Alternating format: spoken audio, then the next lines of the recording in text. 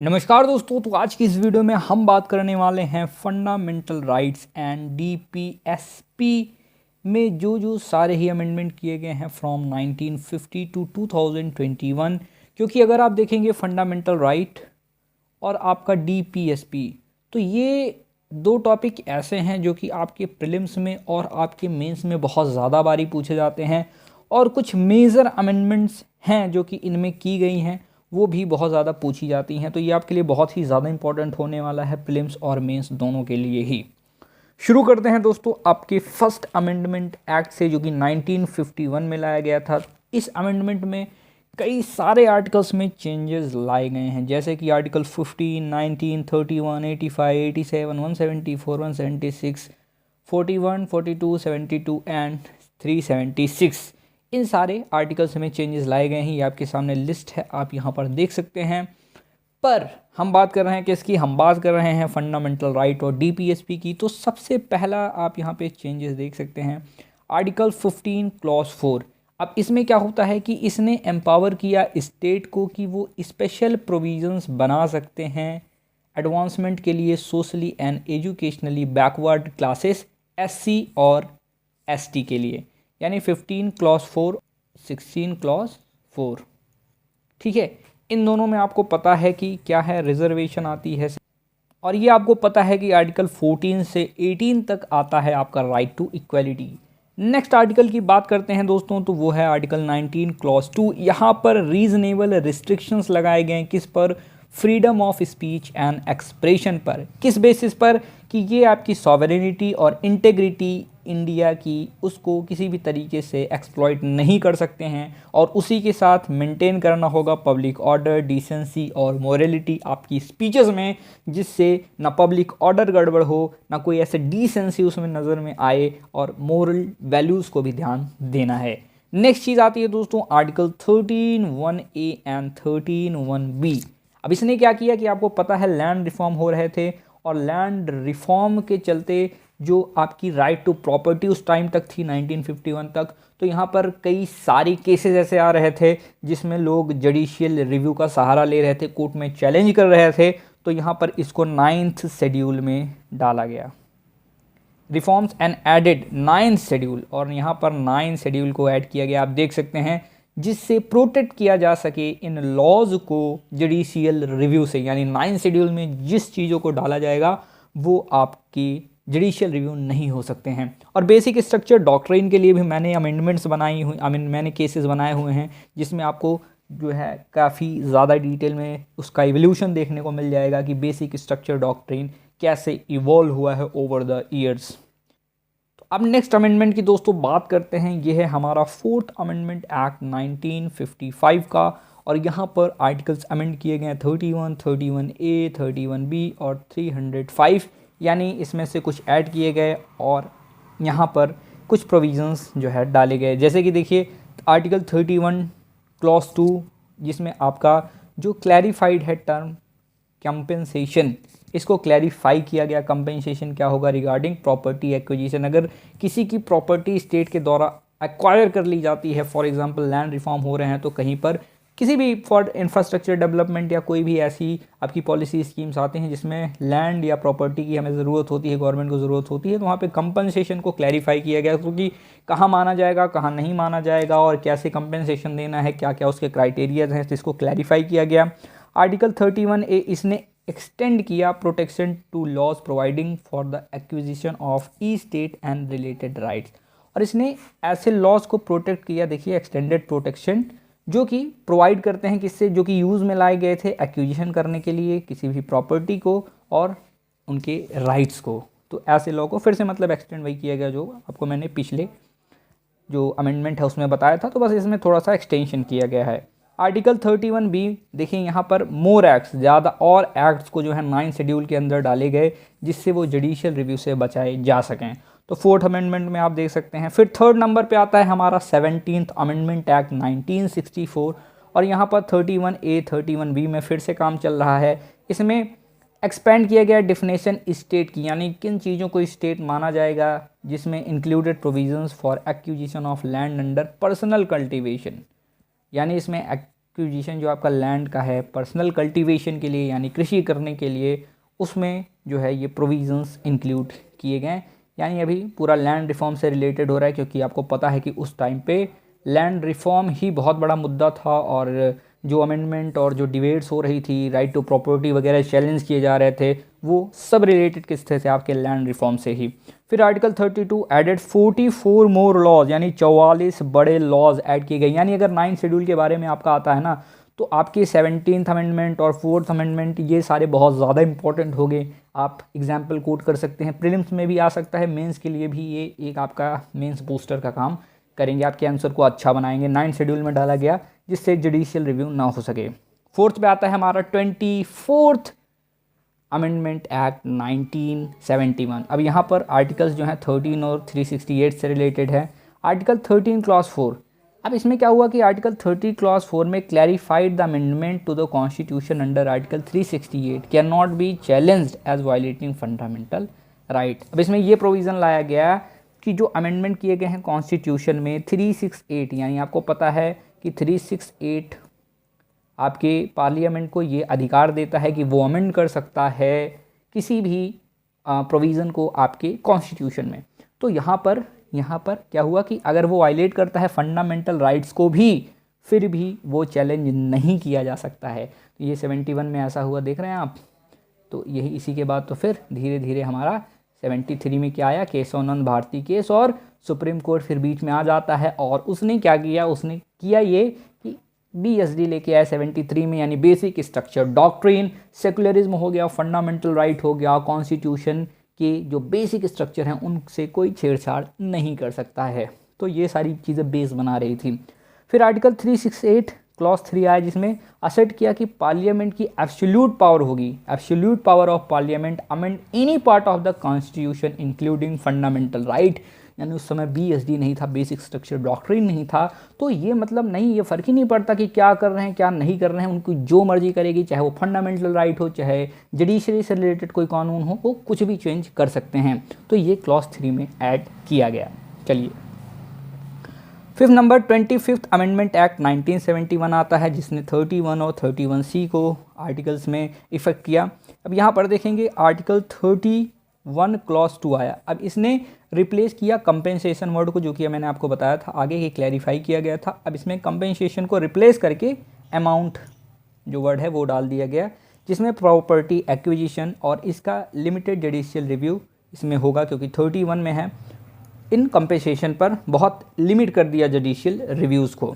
Article 31C, इसमें क्या हुआ कि provided that law implementing certain DPSPs, ऐसे लॉ जो कि इम्प्लीमेंट कर रहे हैं DPSPs को आर्टिकल 39B के अंतर्गत और 39C के अंतर्गत, can not be challenge for violating fundamental right. वो फंडामेंटल राइट यानी आर्टिकल 14, 19 या 31 के अंतर्गत चैलेंज नहीं किए जा सकते हैं ना। कि आपके जो DPSP हैं, यानी प्राइमेसी किसको दी गई दोस्तों, यहाँ पर DPSP को प्राइमेसी दी गई है। यानी प्रोवाइडेड दैट किसी भी, इनका मतलब क्या है कि अगर DPSP को इम्प्लीमेंट करने में, जो कि आपके जो DPSP आपके 39B और 39C के अंतर्गत आते हैं, वो चैलेंज नहीं किए जा सकते हैं even if it is violating your fundamental rights under article 14, 19 और 31। देख रहे हैं, यानी it has given primacy to DPSPs over fundamental right. तो यहीं से थोड़ा सा जो मामला है वो सख्त हो जाता है, और फिर सुप्रीम कोर्ट भी इंटरप्ट करता है कि नहीं, फंडामेंटल राइट को DPSP से आप ऊपर नहीं रख सकते हैं। फंडामेंटल राइट जो आपके KB case, Kesavananda Bharati case 1973 में बेसिक स्ट्रक्चर डॉक्ट्रिन दिया गया, वो बेसिक स्ट्रक्चर है। हाँ, ये है कि ये दोनों एक दूसरे के पूरक हैं, साथ संयोजक हैं, एक साथ चलेंगे, एक साथ कॉपरेट करके इनको यूज़ करना है, इस्तेमाल करना है। लेकिन ऐसा नहीं हो सकता है कि फंडामेंटल राइट से बड़ा DPSP है। जब भी फंडामेंटल राइट और DPSP के बीच डिबेट होगी और कोई भी ऐसा केस आता है, तो always primacy will be given to fundamental rights. अब सबसे मोस्ट इम्पॉर्टेंट हमारा 42nd अमेंडमेंट एक्ट 1976 आता है 73, यानी केशवानंद भारती केस के बाद, और इसने काफ़ी ज़्यादा चीज़ों को अफेक्ट किया है। इसको मिनी कॉन्स्टिट्यूशन भी कहते हैं, मिनी कॉन्स्टिट्यूशन। तो चलिए अभी हम बात करते हैं किसने क्या 31, 39, 39A, 43A, 48A, 51A इन सारी चीज़ों को अफेक्ट किया, जैसे कि आर्टिकल 31C। आर्टिकल 31C में क्या है कि इसने एक्सटेंड किया provisions to law implementing any DPSP। फिर से यहाँ पे आप देख सकते हैं DPSP को प्राइमेसी दी गई, ये इंश्योर करते हुए कि ये चैलेंज नहीं किए जा सकते हैं दोबारा से। आर्टिकल 14, 1931 देख रहे हैं आप, फिर से वही बात आ गई। फिर यहाँ पे आर्टिकल 39 आया जिसने एम्फेसिस किया स्टेट के कमिटमेंट को, emphasis the state's commitment to securing a social order, secure करने के लिए सोशल ऑर्डर को, for promotion of welfare of people, यानी लोगों के वेलफेयर के लिए स्टेट का कमिटमेंट हुआ सिक्योर करने के लिए सोशल ऑर्डर, मतलब ज़्यादा बल दिया इसने स्टेट के कमिटमेंट को। पर ये जो है आर्टिकल 39 आप देखेंगे दोस्तों तो ये DPSP है, DPSP यानी directive principle of state policies, मतलब इसमें क्या है कि ये सुचारू रूप से आपकी गवर्नेंस को चलाने के लिए यूज़ किए जाते हैं। तो यहाँ पे ये स्टेट के लिए बताया गया है कि स्टेट का ये जो है दायित्व बनता है, ये कमिटमेंट है स्टेट का कि आप सोशल ऑर्डर को अच्छी तरीके से सिक्योर कीजिए जिससे लोगों की भलाई हो सके, ठीक है। अब फंडामेंटल राइट और DPSP में दोस्तों आपको हमेशा कन्फ्यूज़न होती है कि DPSP और फंडामेंटल राइट में बेसिकली अंतर क्या है। तो देखिए फंडामेंटल राइट आपका पर्सनल है, लोगों के लिए है, लेकिन DPSP आपके गवर्नमेंट के लिए है, स्टेट के लिए है। ये प्रिंसिपल प्रोवाइड करता है। फंडामेंटल राइट इन्फोर्सिएबल है, लिमिट करता है गवर्नमेंट को ये चीज़ें नहीं करनी है, लेकिन DPSP नॉन इन्फोर्सिएबल है और ये गाइड करता है। मीन्स जैसे एक एडवाइजरी बॉडी होती है, एक बाइंडिंग होता है ना, तो बाइंडिंग में आपको करना ही पड़ेगा जो वो एडवाइस देती हैं, लेकिन एडवाइजरी में वो आप एडवाइस ले भी सकते हैं, नहीं भी ले सकते। उसी प्रकार से DPSP के प्रिंसिपल्स को फॉलो करने के लिए, गुड गवर्नेंस को अच्छी तरीके से चलाने के लिए DPSP को यूज़ करते हैं। पर कुछ चीज़ें अगर इधर उधर हो जाती हैं तो ये इन्फोर्सिबल नहीं है, इस पर कोई सवाल गवर्नमेंट के ऊपर खड़े नहीं होते हैं। बट फंडामेंटल राइट में वायलेट करने पर आप सुप्रीम कोर्ट, हाई कोर्ट का सहारा ले सकते हैं, ठीक है। ये समझ में आ गया आपको। चलिए आर्टिकल 39 की तरफ हम बढ़ते हैं। आर्टिकल 39 में क्या हुआ कि introduce to promote equal justice and provide free legal aid. अब ये 39A के चलते आगे आपका नालसा भी देखेंगे, ये देखिए NALSA भी आया, नालसा के ऊपर एक आपका PYQ भी आया है, क्वेश्चन मीन्स में आया है। ये आपके लिए इंपॉर्टेंट है कि यहाँ पर इक्वल जस्टिस, लोगों को समान जस्टिस मिले और यहाँ पर फ्री लीगल एड उनको मिलनी चाहिए। इसके लिए वो ज़्यादा पैसे उनको पैसे खर्च ना करने पड़े और वो जा करके ये सुविधा का लाभ उठा सके। आर्टिकल 43A इसने क्या किया कि added to secure the participation of worker in management of industries, यानी वर्कर्स ना केवल इंडस्ट्रीज़ में काम करेंगे बल्कि वो मैनेजमेंट में भी अपनी भूमिका निभाएंगे, ठीक है। 48A में क्या आता है कि inserted to protect and improve the environment and safeguard forest and wildlife. अब यहाँ पर जो है एनवायरनमेंट के ऊपर है एक DPSP, ये आप एनवायरनमेंट के किसी भी क्वेश्चन में कोट कर सकते हैं कि आर्टिकल 48A के अंतर्गत सेफगार्ड करना जिम्मेदारी बनती है स्टेट की। इसमें protect wild life and forest को प्रोटेक्ट करना है, एनवायरनमेंट को प्रोटेक्ट करना है। आर्टिकल 51A, अब देखिए यहाँ पर फंडामेंटल ड्यूटीज़ भी आई जो कि आपके रसिया से लिया गया है। और दोस्तों फंडामेंटल ड्यूटीज़ मैं आपसे बता दूँ कि और किसी भी डेमोक्रेसी में नहीं है, चाहे आप अमेरिका के ले लीजिए, चाहे ऑस्ट्रेलिया ले लीजिए, ये सिर्फ और सिर्फ जापान में है। पर ये रसिया से आपका ड्रॉ किया गया है, रसिया से, ठीक है, रसिया। पर जापान में थोड़ा सा अलग है, उसमें भी हम आपके लिए वीडियोस बनाएंगे जब कंपैरिजन होगा तब। और ये रसिया से ड्रॉ किया गया, तो इंदिरा गांधी जी की सरकार थी उस समय, तो उन्होंने कहा कि ना केवल आपको फंडामेंटल राइट्स दिए जा रहे हैं but there are some duties of yours towards the nation, जो कि आपको परफॉर्म करनी पड़ेंगी। हालांकि इसमें कोई एनफोर्समेंट नहीं है। जो कमेटी दोस्तों फॉर्म हुई थी उनका ये कहना था कि इसमें पेनल्टीज़ भी लगाई जाएँ, पर उन्होंने ऐसा नहीं किया क्योंकि उस समय हमारी आर्थिक स्थिति ठीक नहीं थी और लोग वैसे भी काफ़ी ज़्यादा जो है एक्सप्लॉइटेड थे एट दैट टाइम, और पावर्टी भी हमारे देश में थी, यानी इकोनॉमिक कंडीशन और स्टैंडर्ड्स लोगों के ऐसे नहीं थे कि वो आपके पेनल्टीज़ को दे सकें। तो उनकी सरकार ने, इंदिरा गांधी जी की सरकार ने, उन्होंने पेनल्टीज़ नहीं लगाई, पर फंडामेंटल ड्यूटीज़ को ज़रूर ऐड कर दिया आर्टिकल 15A में, ठीक है। चलिए अब आता है 44th अमेंडमेंट एक्ट 1978। ये भी बहुत अच्छा अमेंडमेंट आप कह सकते हैं, बहुत इंपॉर्टेंट है आपके एग्जामिनेशन के पॉइंट ऑफ व्यू से। कई सारी चीज़ें उसमें जो थोड़ा गड़बड़ थी 42 में, वो 44 में ठीक करने की कोशिश की गई है। चलिए अब हम आते हैं यहाँ पर, देखिए ये चीज़ें अल्टर हुई हैं, ये आप लिस्ट देख सकते हैं इसमें। आर्टिकल 19 की बात करते हैं हम। तो यहाँ पर आर्टिकल 19 क्या हुआ कि इसने रिस्टोर किया civil liberties by ensuring that all rights to freedom of speech and expression, assembly, association, movement, residence, profession could only be restricted by law that are reasonable. देख रहे हैं, अभी देखिए सबसे बड़ी बात आ गई क्या कि अभी आपको बताया था कि आर्टिकल 19 में कोई भी चाहे वो हो, अगर वो पब्लिक ऑर्डर या फिर मोरल वैल्यूज़ इनके खिलाफ है तो जुडिशियल रिव्यू नहीं किया जा सकता है और वो रिस्ट्रिक्ट किया जाएगा, ठीक है। लेकिन अब इसमें क्या हुआ कि restricted by laws that are reasonable laws होने चाहिए। ऐसा कुछ भी नहीं है कि आप ये चीज़ आज बता दो कि हाँ ये पब्लिक ऑर्डर के खिलाफ है या इस चीज़ के खिलाफ है, हम इसको रिस्ट्रिक्ट करें। ये रीजनेबल है और जुडिशियल रिव्यू इसका हो सकता है। And in interest of sovereignty integrity of India, फिर से वही बात आगे आ जाती है कि इंटरेस्ट में होना चाहिए जो पहले किया गया था, पर यहाँ थोड़ी सी लिमिट लगाई गई है कि जुडिशियल रिव्यू हो सकता है। एक अनलिमिटेड अमेंडिंग या फिर अनलिमिटेड रिस्ट्रिक्शन आपको नहीं दिया जाता है स्टेट को। तो चलिए आर्टिकल 31 की बात करते हैं। Right to property was removed. अब यहाँ पे देखिए बहुत बड़ी बात है कि सारा का सारा जो झमेला था वो लैंड रिफॉर्म से रिलेटेड, ये है वो है ऐसा है। जो स्टेट आपके पंजाब का हो गया, कर्नाटका का देखेंगे उनके लिए आ गया था, तो कई सारे स्टेट में भी आप केसेस देखेंगे। तो यहाँ पर क्या किया गया कि चलिए अब इसको ही हटा देते हैं, तो इसको राइट टू प्रॉपर्टी हटा दिया गया और इसको फंडामेंटल राइट से हटा करके एक लीगल राइट बना दिया गया अंडर आर्टिकल 300A।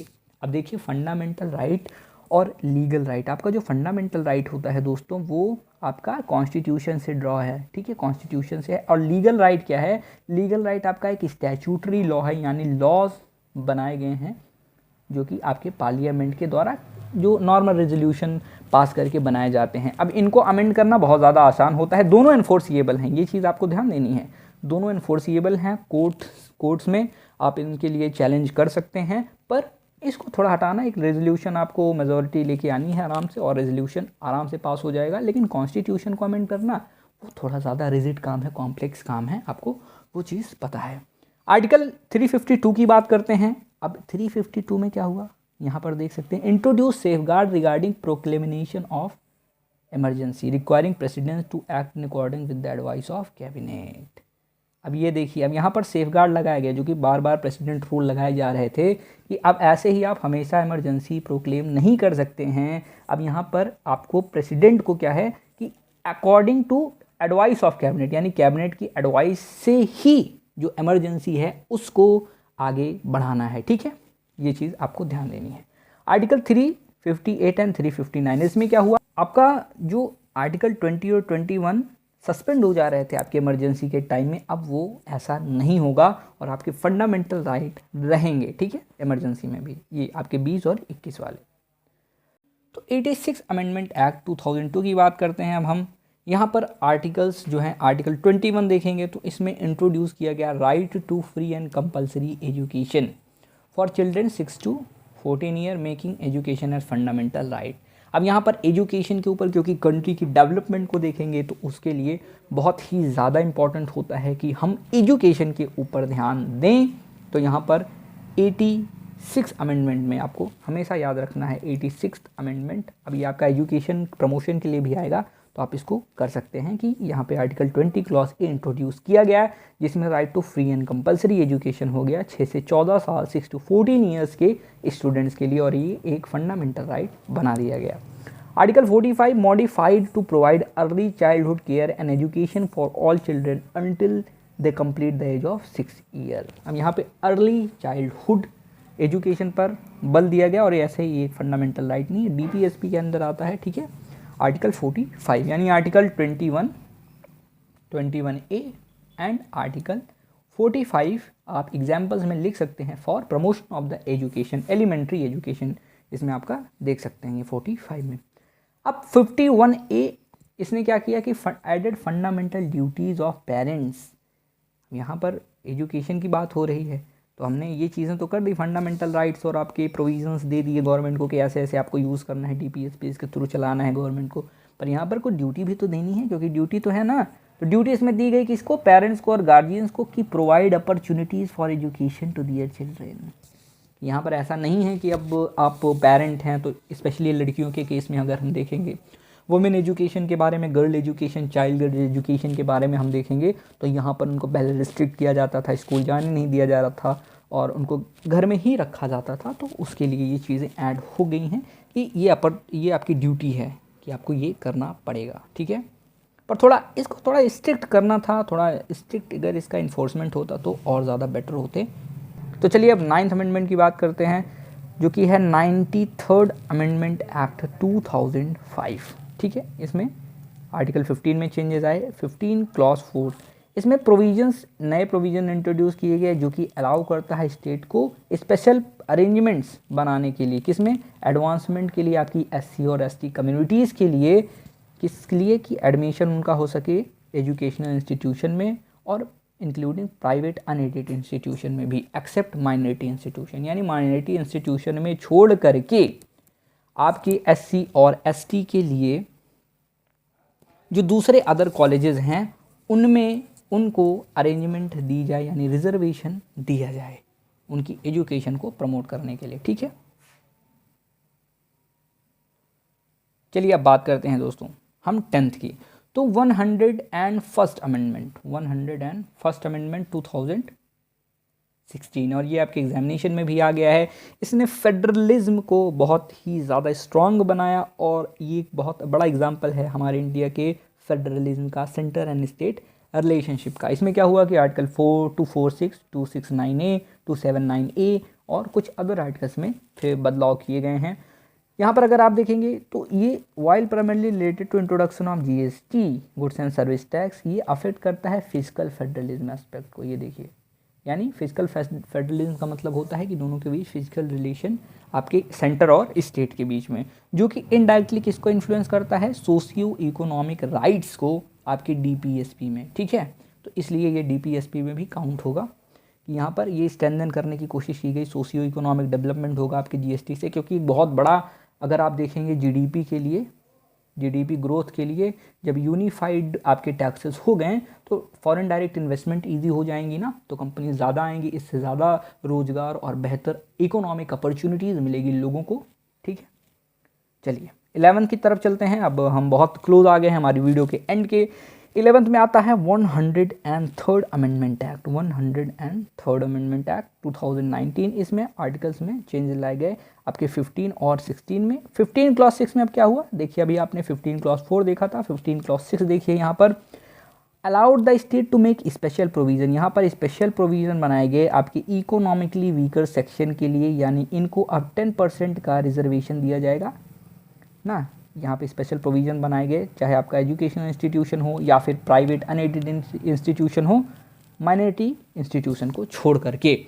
और इसी के साथ साथ यहाँ पर आर्टिकल 16 क्लॉज 6 दिया गया, जिसमें 10% रिजर्वेशन आता है आपका EWS गवर्नमेंट जॉब्स में, यानी 16 क्लॉज 6 के अंतर्गत आपका EWS रिजर्वेशन आता है। यानी जो EWS वाले हैं भाई, इसको ज़रूर रट के जाइएगा, इंटरव्यू में भी आपसे पूछा जा सकता है EWS, ठीक है।